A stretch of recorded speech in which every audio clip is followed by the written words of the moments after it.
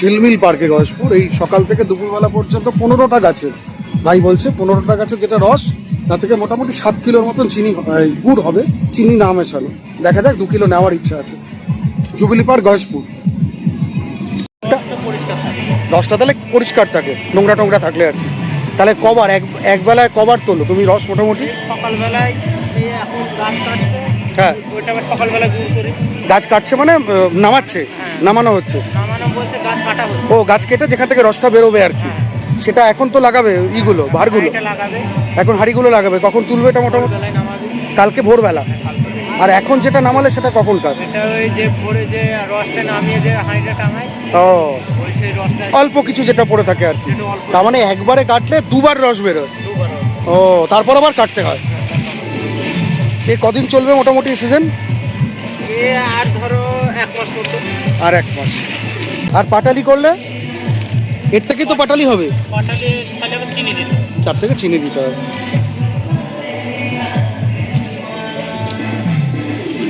আর নলেন গুড় কোনটাকে বলে গো? করতে করতে করতে করতে নলেন গুড় কোনটাকে বলে? ঝোলা গুড়, যেটা ঝোলা অবস্থায় থাকে আর কি।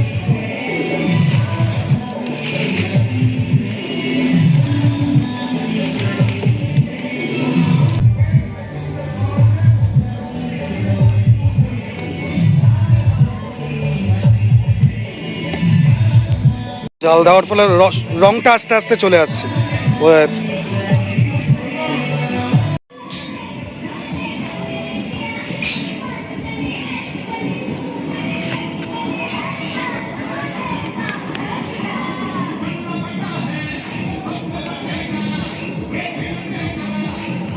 কিলো যেটা গরম গরম বানানো হলো তার থেকে হোপফুলি নিচ্ছি।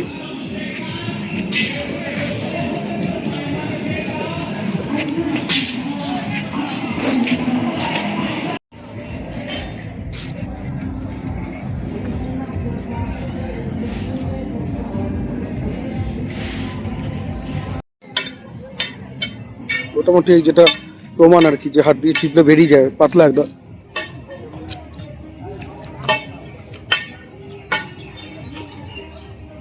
খারাপ না, খুব একটা খারাপ না। এটা অবশ্য কেজি 220 টাকা করে, খারাপ লাগছে না, ভালো। ঝিলমিল পার্ক আরও 1 মাস মোটামুটি থাকবে। এই যে ঝিলমিল পার্কে পিকনিক হয় যেখানে, সেখানেই মোটামুটি 150টার মতন গাছ আছে। প্রত্যেকদিন 25টা করে গাছ কাটা হয়, আর একটা গাছ দুবার রস দেয়। এটা দ্বিতীয় রসে, প্রথম রসেরটা নিশ্চয়ই আরও ভালো হবে। গতকাল জুবিলি পার্কের পেছনে ওই ঝিলমিল পার্ক, সেখানে ছিল পিকনিক। সেখান থেকে এনেছিলাম এতে করে গুড়, এখন বউ বলছে পয়রা গুড়। যাই হোক, আমার সামনে একদম রসকে জাল দিয়ে যতটুকু করানো যায় 1 কেজির মতন এনেছিলাম। সে গল্প তো আগেই বললাম। তো এসে দেখলাম পুরোপুরি জাল হয়নি, একটু কাট কাট গন্ধ বেরোচ্ছে। তো বাড়িতেই আরেকবার একদম এই পাত্রে বসিয়ে গরম করার প্রক্রিয়া চালু করলাম। ফুটতে শুরু করেছে এবং যে ধোঁয়া বেরোচ্ছে তাতে কিন্তু গতদিনের তুলনায় আজকে অনেকটাই ভালো গুড়ের যে গন্ধ, সেই গন্ধটা অনুভূত হচ্ছে। তো দেখা যাক ফাইনাল প্রোডাক্টটা কেমন হয়। রঙটাও ভালো ছাড়ছে, ফুটুক, আরেকটুখানি ফুটুক। ফুটে জাস্ট রঙটা অসাধারণ, অসাধারণ রঙ। ফোটাচ্ছি এখন ভালো করে, একদম অসাধারণ রঙ। ওফ, পুরো নলেন গুড়ের যে রঙটা হয় সেই গুড়টা উপরটাই বোধ হয়, আমি জানি না খুব ভালো করে গুড়ের মেকানিজম।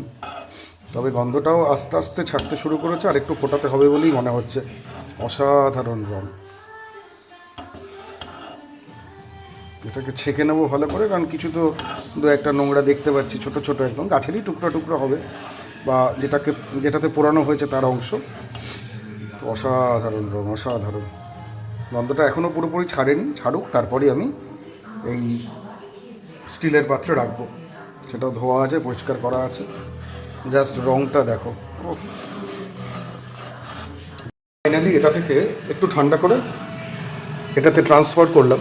স্বভাবতই চাটনিতে এই পোড়া পোড়া কিছু অংশ, এক্সেস যেটা বা অশুদ্ধি, সেটা আলাদা হলো। এবং ফাইনালটা হচ্ছে এখানে এই রঙ, অসাধারণ।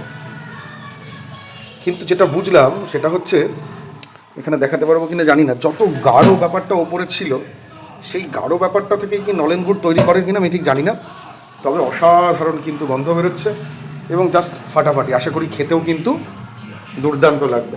তো প্রথমবার এটা ট্রাই করলাম, কালকে ওখান থেকে রসটা নিয়ে এসেছিলাম, ওরাই জাল দিয়ে দিয়েছিল, কিন্তু মনে হলো যে জালটা কম হয়েছে, একটা কাট গন্ধ আছে। সেটা মায়ের সাজেশনে, ইন্দ্রাণীর সাজেশনে আজকে আবার সকালবেলা যেহেতু কাজ ছিল না সেই অর্থে একদম নিজেই করার চেষ্টা করলাম, গন্ধ কিন্তু ভালোই বেরোচ্ছে। তো খেয়ে দেখবো কেমন হয়েছে।